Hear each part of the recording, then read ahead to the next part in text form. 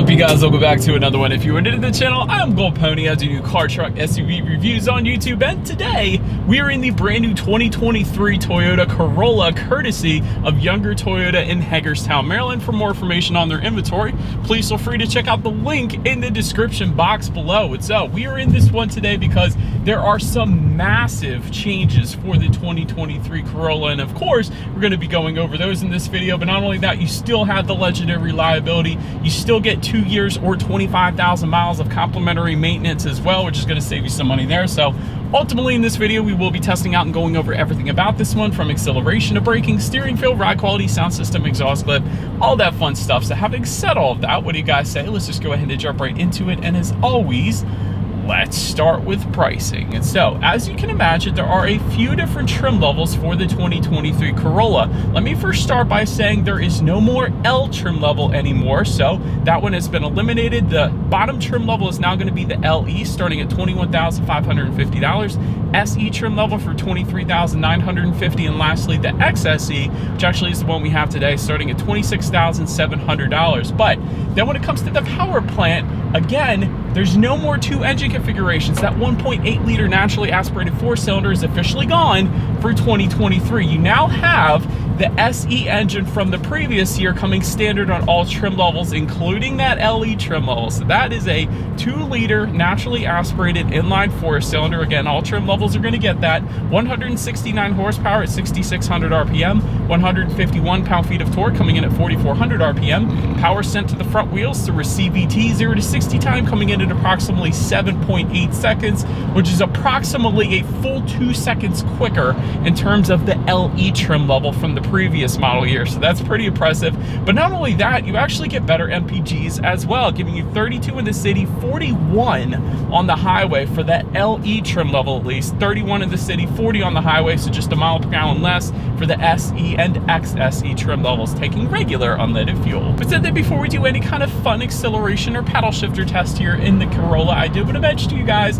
the drive modes. There's a little toggle switch located just in front of the shifter, and by the way, those drive modes will only come on the SE and XSE trim levels. You're not going to get them for the LE trim level. So I did want to emphasize that, but they will include normal, sport, and eco, adjusting things like the shift points and the throttle response, and to some degree the gauge colors as well. So now that I've got all of that out of the way, what do you guys say? Let's go ahead and test out the paddle shifters and acceleration here at the same time. I did want to mention the paddle shifters only come standard on the XSE. You're not going to get them on the SE or LE. So having said that, what do you guys say? Let's go ahead and find our straightaway. I think we might have found it right here. Let me get set up real quick, and let's see how quickly these paddle shifters are going to react, and let's see how quickly we can get this one here up to speed. There's a manual shift mode. That's so cool. Here we go. All right, didn't want to spin, so I'm still spinning. Gosh darn it.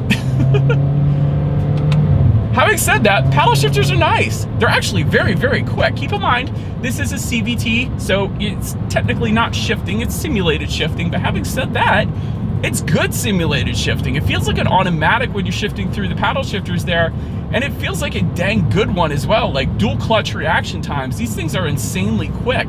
I really like the paddle shifters, and to be fair, I couldn't really give it that full acceleration test because it is raining so much today and the roads are so wet. I think I reviewed the Corolla last year when it was raining as well. So acceleration should be plenty fine. You shouldn't have any issues there. But again, the paddle shifters were dang impressive.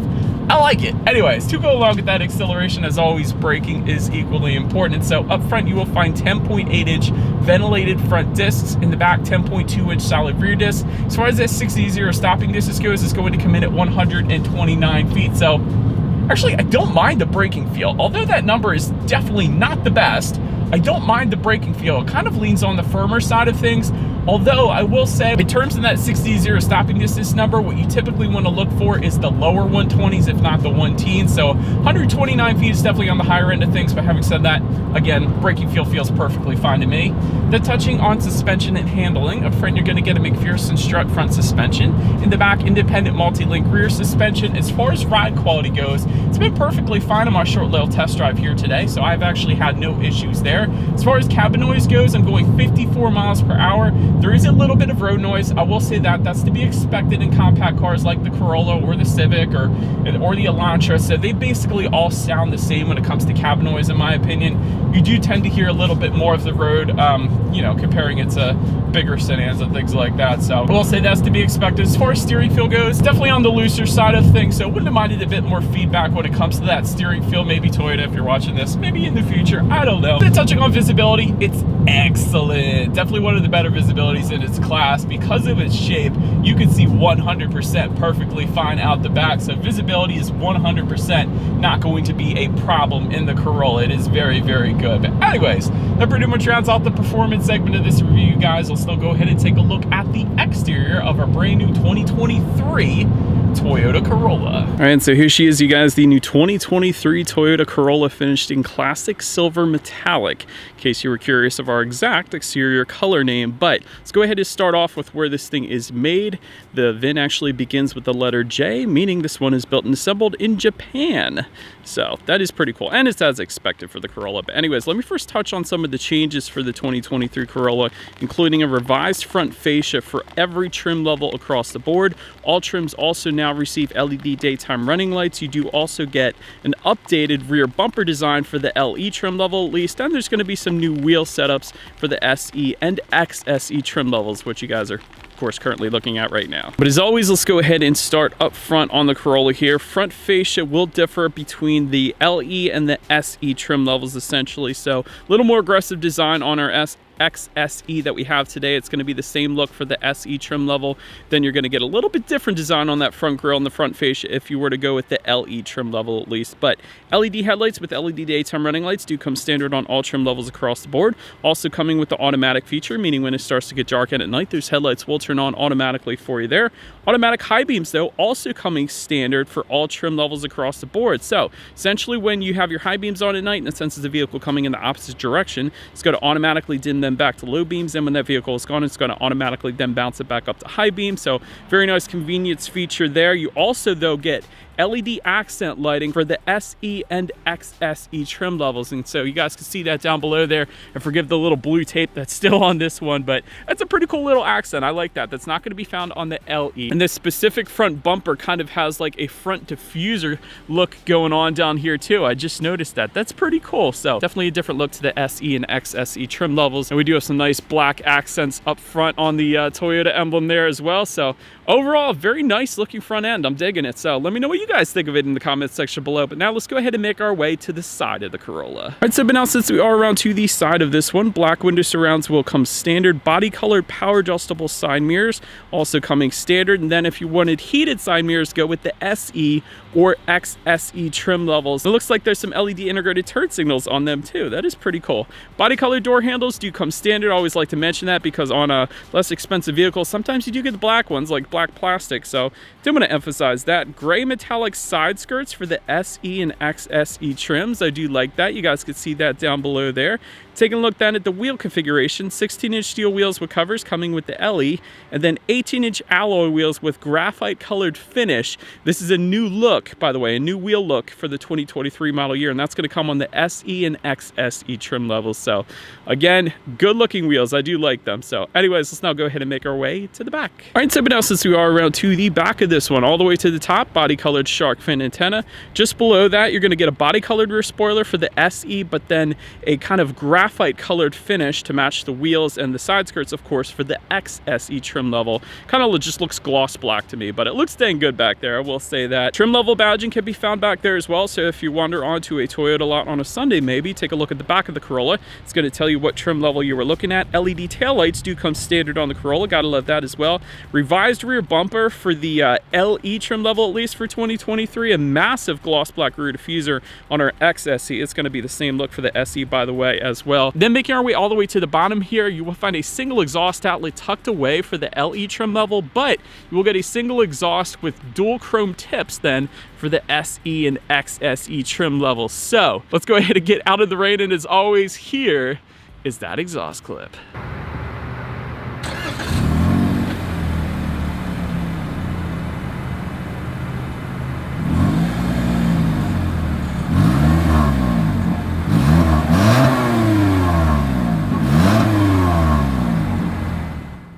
right, so but now since we are around to the back of the Corolla, when it comes to opening that rear trunk, there's a few different ways to go ahead and do that. There is a button on the key fob. There is actually a button on the kind of the floor of the driver's position here as well. And there's a button on the trunk itself if you were to go with the SE or XSE trim levels. Believe it or not, the LE doesn't have that button on the trunk itself. But nonetheless, once opened up, cargo capacity comes in at 13.1 cubic feet.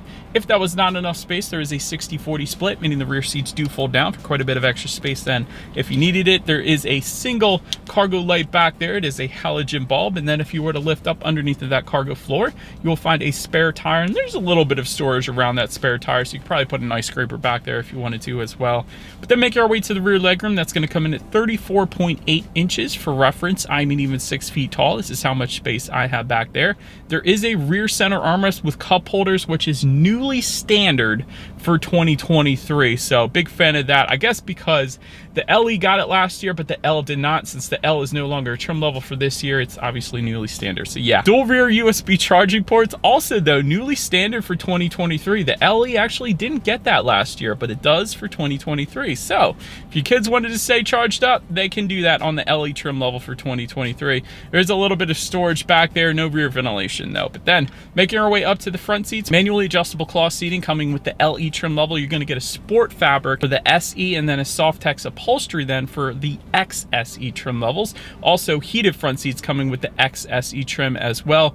8-way power driver seat then with power lumbar, also coming with the XSE. And I like the little red contrast stitching that we have on our XSE trim level with us here today as well. So overall, actually, I like the side bolsters of the seats. Seats are really darn comfortable, surprisingly, in this Corolla that we have here today. So I don't think I've ever had an issue with seat comfort with the Corolla. So they're definitely pretty nice. But then take a look at the steering wheel. It is tilt and telescoping. It is leather wrapped for the XSE trim level. Otherwise, it's going to be wrapped in urethane. So nothing wrong with the steering wheel there. Then make our way to the startup. Let me start by showing you guys the key here. You do have your traditional turnkey start for the LE, but the SE and XSE trims are going to get keyless entry with the push button start. That is optional though on the LE. You can get it there, so you just have to spring out a little more money. But all I am going to do here is simply put my foot on the brake and press that engine start button located just by the driver's right knee there. And so once started up, this is pretty darn cool. Analog gauges are going to come standard on the LE and SE trim levels, but that XSE trim that we have today, that's going to give you a 7-inch full digital gauge cluster. And as I mentioned earlier, when you change the drive modes, it's going to kind of adjust the colors up there. So if you put it in Eco, it's going to give you some green hues. If you put it in normal, it's kind of like a bluish violet. And then if you put it in Sport, it's going to give you some red hues. So I do like that. That is pretty cool. I love digital gauges. They just look so much better. But also have your outside temperature. There's a digital speedometer within the tachometer. There's how many miles you have left until you hit empty, trip A, trip B, just the normal stuff. And of course, you can adjust everything on that digital speedometer by using the steering wheel mounted controls found on the left side of the steering wheel then as well. But now let's go ahead and make our way to overall interior quality, starting with the power moonroof that comes standard on the XSE trim levels. It's going to be optional though on the other trims if you wanted it.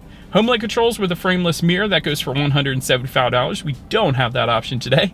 Automatic climate control coming standard for all trim levels. There is a wireless phone charger that's optional for the XSE trim. We don't have that. Ambient lighting is also going to be optional on the XSE trim level, another option we don't have. But overall, as far as interior quality goes, I do like the gloss black trim found on kind of these door handles, not the door handles, but kind of this door accenting. And the reason I emphasize that is I don't remember that in the LE trim level from last year. Also, the door handles themselves are now finished in a silver plastic as opposed to the matte black plastic that I remember on the LE. And it's probably still that way, but the LE trim is going to give you the matte black plastic door handles. Just in front of the shifter, you're going to have a little bit of storage there. There's also your heated seat buttons, which I've been using because it's pretty cold out today. Gloss black accents surrounding the shifter. There's a leather shift boot. I like that. Dual cup holders behind the shifter, electromechanical parking brake. Within the center armrest, you actually have a 12-volt power outlet, phone charging port, and just a little bit of storage. Not a whole lot going on there, but did want to also mention to connect to the infotainment screen for Android Auto, Apple CarPlay, there is actually a phone connection port kind of just to the right of the right heated seat button. And that's not your traditional bigger USB charging port. It's like a phone phone charging ports. That's interesting because they had the USBs last year. But anyways, it kind of leads us into the infotainment screen here. So 8-inch color touchscreen display is going to come standard across the board. Bluetooth and audio streaming, Android Auto, Apple CarPlay. Again, I told you guys where to plug that in there. You can check out your driving statistics up there if you wanted to. It's your radio information as well. By the way, this is the new system that is being used in the Corolla now, as opposed to the different system that was used last year. You can check out your radio information up there. And so when it comes to the sound system, 6 speakers is actually going to come standard on all trim levels across the board, but there is an optional 9-speaker JBL sound system that goes for $675 that gives you an amp and a subwoofer, and a wireless phone charger also comes with that little package as well. So we don't have that. We actually have the 6-speaker sound system with us here today. So what do you guys say? Let's go ahead and turn on the radio, see what we got playing today, and let's test out the clarity of this one.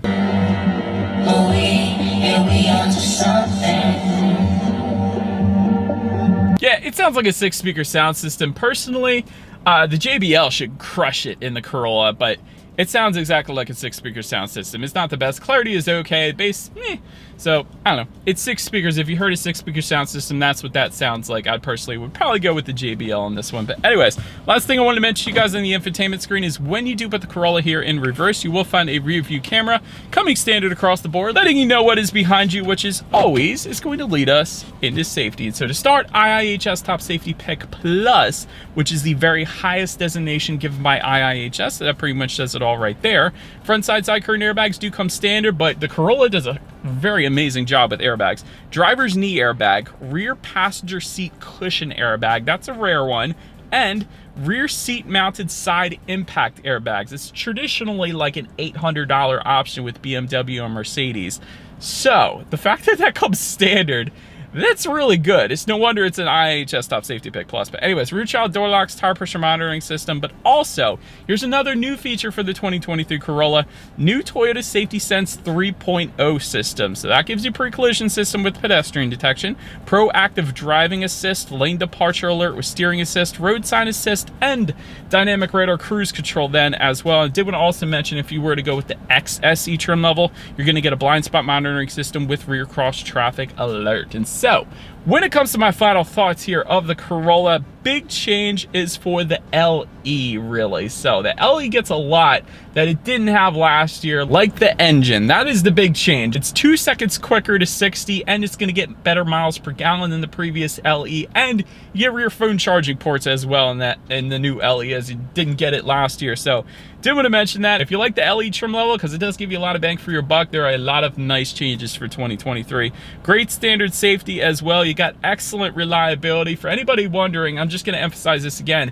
This isn't a new engine for Toyota. This has been around for a few years now because it was previously on the SE and XSE trim levels. It's just that now it's also on the LE. So the reliability, it's still there. It's not a new engine. So great fuel economy as well. No rear air vents would be my constructive criticism, and ambient lighting I think would look dang cool in this thing as well. But anyways, let me know what you guys think of the new Corolla in the comments section below. And that is about it for this one, you guys. Thank you so much for watching. Feel free to follow me on social media at the bottom of the screen if you wanted to see what's coming next on the channel. Before it gets to YouTube, be sure to hit the subscribe and the bell notification button if you're into new car reviews. That is what we do here on this channel after all. Do appreciate you guys watching more than you know, and I will see you guys all in the next video. Stay gold.